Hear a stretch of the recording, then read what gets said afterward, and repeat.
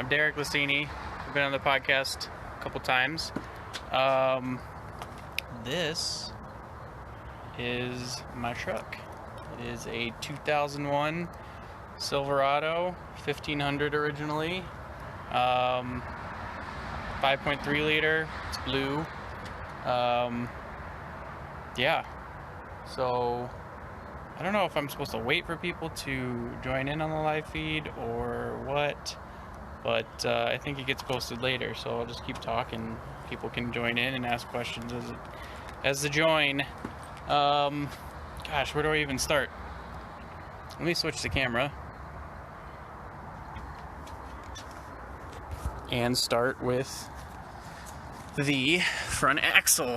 So the front axle is a 1979 Ford Dana 60, so it's got the narrow spring perch width, so that's why they're pretty rare and coveted. And on the 99 to 06 GM trucks, it's beneficial to have that narrow spring perch width because you can actually tie the shackle hangers into the frame and get them up pretty high so that they don't hang down. This axle is built. It didn't used to be this way. It used to just be a junkyard axle with gears in it, but now it's got an ox locker, chromoly shafts, 35 spline hubs, Yukon hardcore hubs, which are awesome because you can scrape them against the rock. No, this is not the one. You can scrape them against the rock pretty hard in the Black Hills, and they hold up fine. Had the whole weight of the truck on that little guy, and no issues. So, what else? Before I move on, PSC 1 3/4 hydro assist ram. It's nice. I had a 1.5 inch ram before this one, so it's nice to have the little upgrade on power, and I got that bling factor. You know how it goes. The front suspension is just factory replacement 52-inch leaf springs. I think they're originally from like a K5 Blazer rear. I took the overloads out, both front and rear.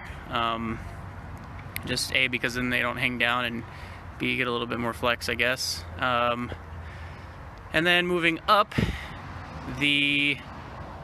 now it is a Warren Zeon 12S winch. But before I had a Smitty built, it's wedged between the frame rails pretty good. You can kind of see it if I look through here. There it is. Let me pop the hood.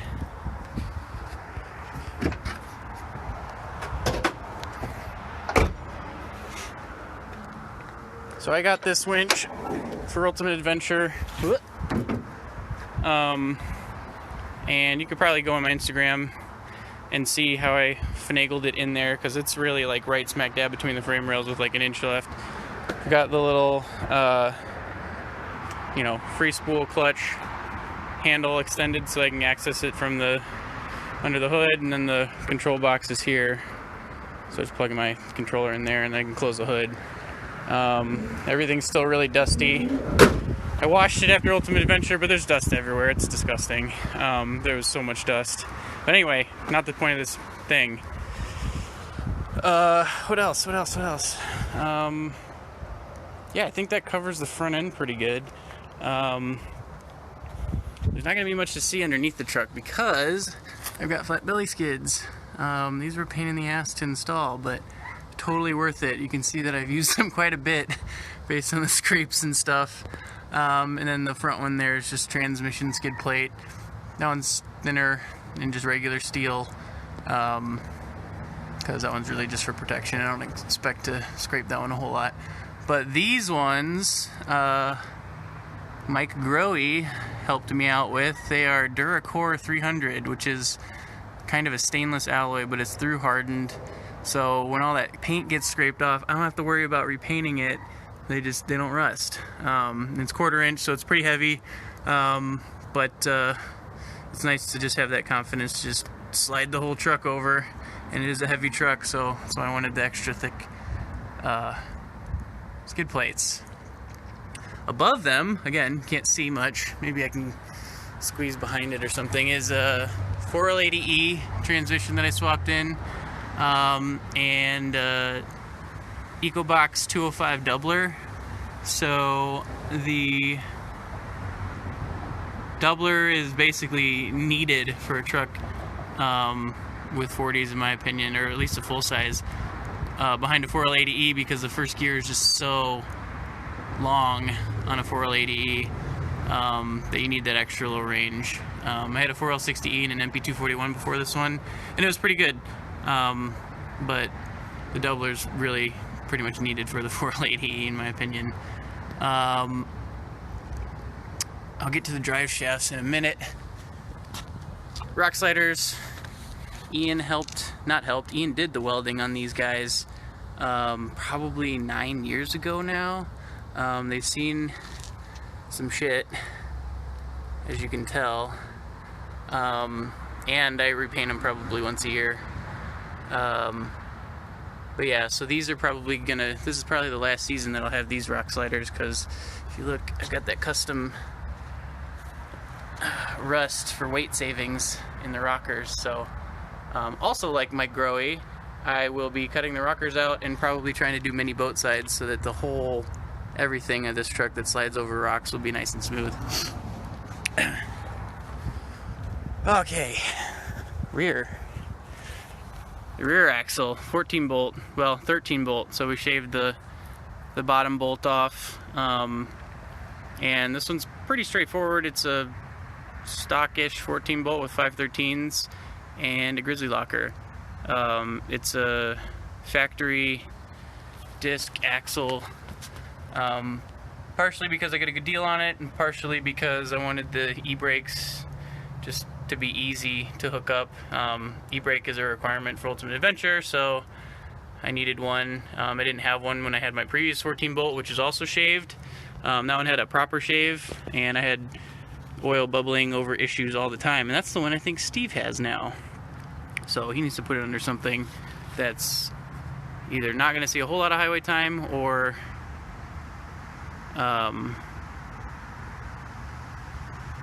actually I think I fixed the bubbling issue right before I sold it to him, but so good for you, Steve. I'll get to that fuel tank in a minute. But yeah, the rear suspension's just 2500 leaf springs. They're light duty ones, so they got 4 leaves. They don't have that crazy overload. And off-road design shackle flip and shackles on the rear suspension. Before I get to the shortened wheelbase, which is kind of the first thing that people notice when they see the truck, I do have thick wall 1410 rear drive shaft, and it's a 2-piece. Maybe yeah, there you go. You can see the carrier bearing there, and then you can see the 205 way up in the front there. I think one of the nice things about the 2-piece is that when you do scrape it on a rock like this, it's got a little bit of give to it, because that carrier bearing's got that pillow block, so it doesn't immediately dent the drive shaft. And then having the thick wall drive shaft certainly helps too. But yeah, it also, the 2-piece just helps me get a little bit steeper drive shaft angle, so I'm not scraping it, because it is the lowest thing. Even though I got the anti-wrap bar on the side of it, it's still a little bit lower, as you can see. And it's got the 14 bolts, got the little pinion guard on it. And I guess while I'm under here, because I'm old and finagling under the truck is difficult, you can see one of the, well, actually 2 of these. This is one as well. This is the rear drive shaft spare, and then above there, that guy, is the front part of the rear drive shaft, which is also spare. And then that one's actually clamped to the front drive shaft spare, which actually goes between both frame rails. You can actually kind of see all the way over and right in the middle of the screen the flange for the spare front drive shaft bolted to a little bracket I made on the frame. And then this big guy, this big thing, let me go over there. Oh shit. This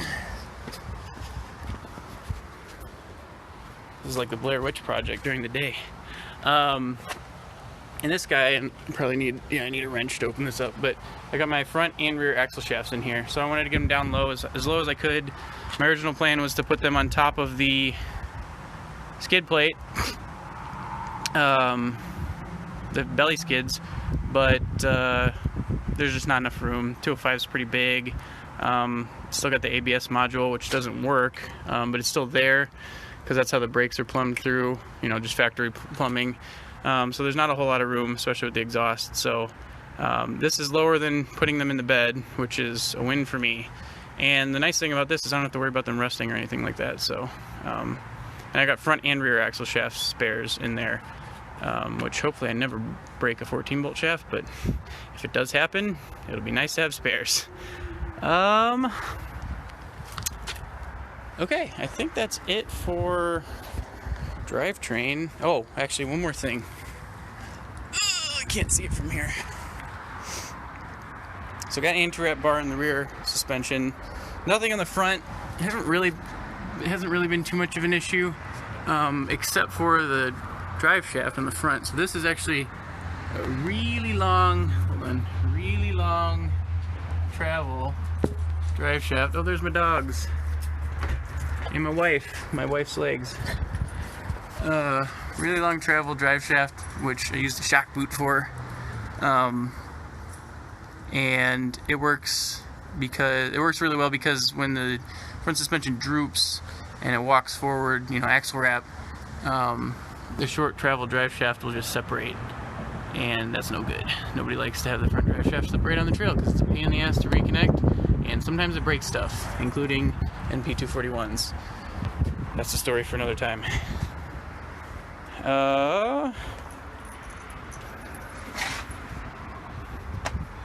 are my dogs again. Okay. Don't have a whole lot of room here, but this is where I work on the truck, so. Shortened wheelbase. So, it was originally an extended cab with a 6.5 foot bed. Now it is an extended cab with a 5 foot 1 inch bed. And I did this for a couple of reasons. One, breakover angle is way better now. Two, turning radius is way better now. And in Illinois, we've got a lot of wooded trails, a lot of tight trees, so it's really nice to basically clear the cab of whatever tree I'm going around, and I can just cut the wheels as hard as I want and not have to worry about smashing the bedside in. So it's about 17 inches shorter, I think, if my math is right.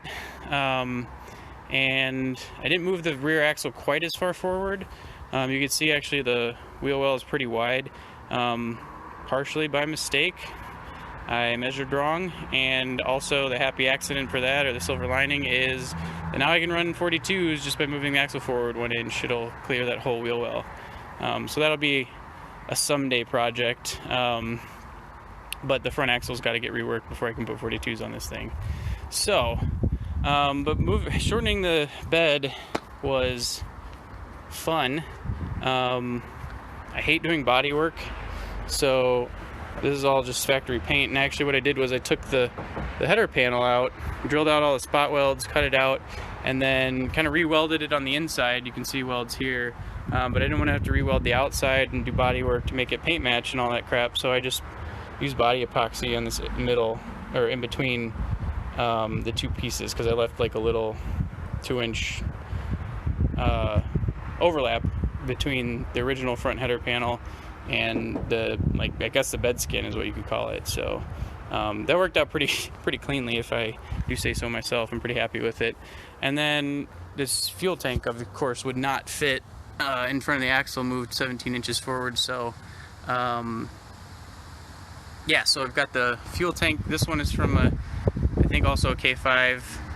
It's originally was a 31 gallon, and if you look carefully, I had to modify it to clear the diff. So I took about 2, maybe 3 gallons out, and then I recoated the inside with red coat to make sure that it would seal, and that lasted about 2 years, and then I had to do it again. But now it seals just fine. And you can see there's some dents in it from when the anti-wrap bar came up and hit it. So, but now it's self-clearance, so we're good to go.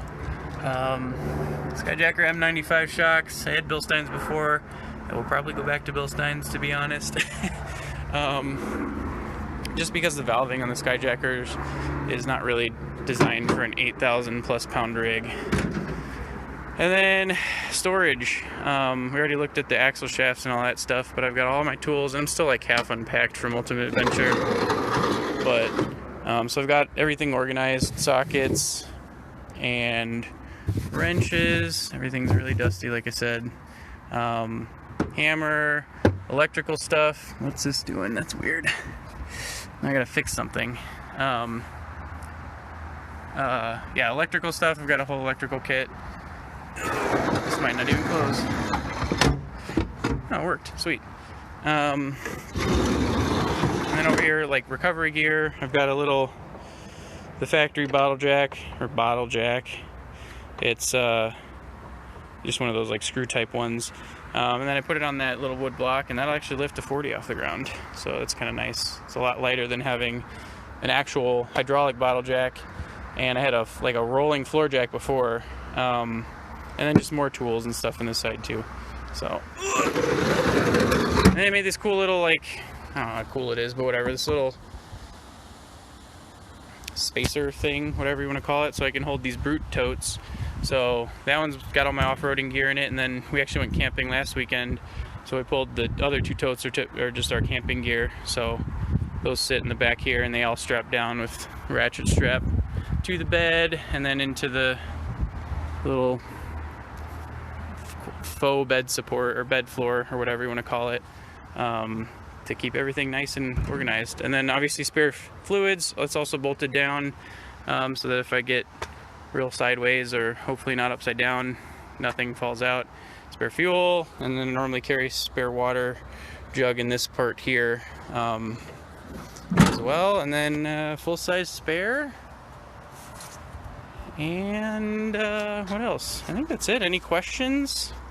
And it was only Lincoln stuck around for the whole thing, so I guess I could do the inside, but it's a mess. Full roll cage, 2-inch DOM mains and 1 3/4 triangulation. Tried to make it as, street friendly as possible, so I still got the headliner. If you can see it, yep, there we go. So I have the headliner to help with heat and noise in the heat in the summer and noise on the highway. I put the crossbar. There's a crossbar actually underneath the dash. You can kind of see a little part of it there, so that it's not blocking the view too much, and it's just as minimal, as invasive or as minimally invasive as possible. You can see the triple sticks for the doubler there. Fridge mount, so that's tied into the roll cage actually. Can't really tell because there's all this crap still stuck in here.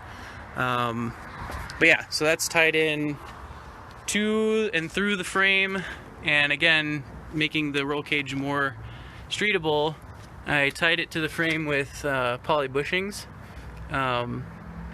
And the body mounts are also poly bushings right here.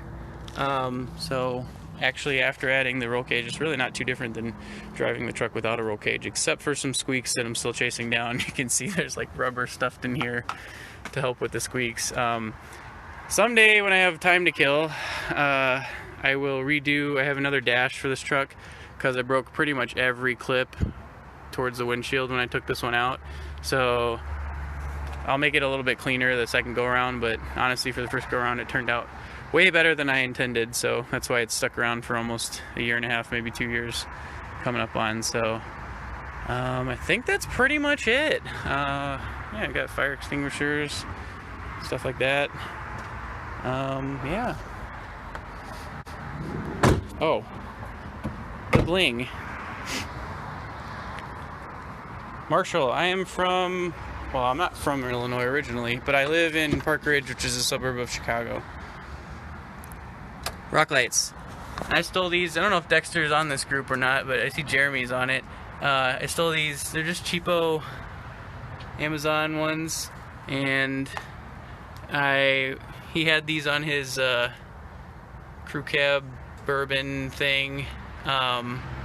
Square body, let's put it that way. Orange square body with 4 doors. in 40s. And I watched him knock one off at the Badlands, so I actually have these set up so I just unplug them, swap a new one on real quick after that trip, after I knock one off, if I knock one off. And it was like, I don't know, I think for all 8 it was like under $60 from Amazon. So there's the bling. And then, yeah, I guess increased cooling too.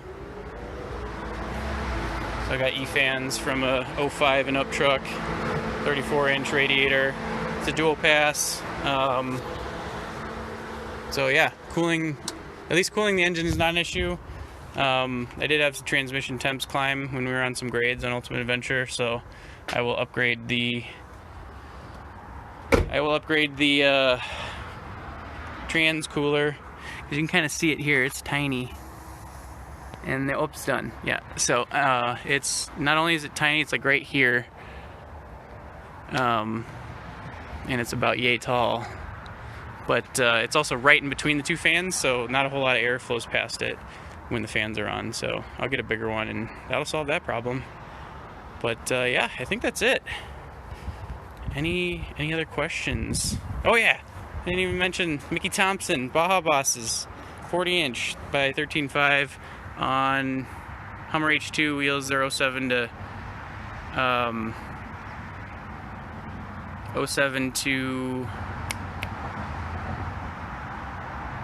9, I think, H2 wheels. And yeah, they work really well. I don't have beadlocks. I'd like beadlocks someday, but they're expensive, and I've only lost one bead, and it was in some nasty mud hole at the Badlands, and there was a little root ball that knocked a bead off the wheel, or at least we think that's what it was. Could have been a gremlin, who knows. It was underwater. So that was a fun tire swap. Yeah, then I guess the stickers. So the stickers are all from Ultimate Adventure. I just got back from that about a week ago. So these are all stickers from the sponsors on Ultimate Adventure. You can see all the sponsors right here. And Voodoo Off-Road, of course, was one of them. I like that one because it's got the coronavirus mask that's not normally part of their logo. And then, yeah, Quigley did the custom drive shaft, which is cool. They don't just do 4x4 vans, so their prices are pretty good. I got off-road design parts on the truck, Spicer, U-joints, the Skyjacker shocks. Onyx was our navigation app. IH Parts America, you know, it doesn't really help me a whole lot, but they were one of the sponsors. And then I don't think I have a Quick Draw brand. I think they were one of the other sponsors that I didn't mention. And then, of course, Warren. And yeah, there's some other stickers on the tailgate. I don't know if they'll last, or I don't know how long they'll be on, but someday I'll get a chance and take them off probably, and got them a little voodoo doll here. So yeah, there's the truck, known as SAS1, and you can find me on Instagram at dmanbluesfreak, as they said on the podcast numerous times. Any other questions, post them up in the comments, let me know. This is kind of fun. See you guys.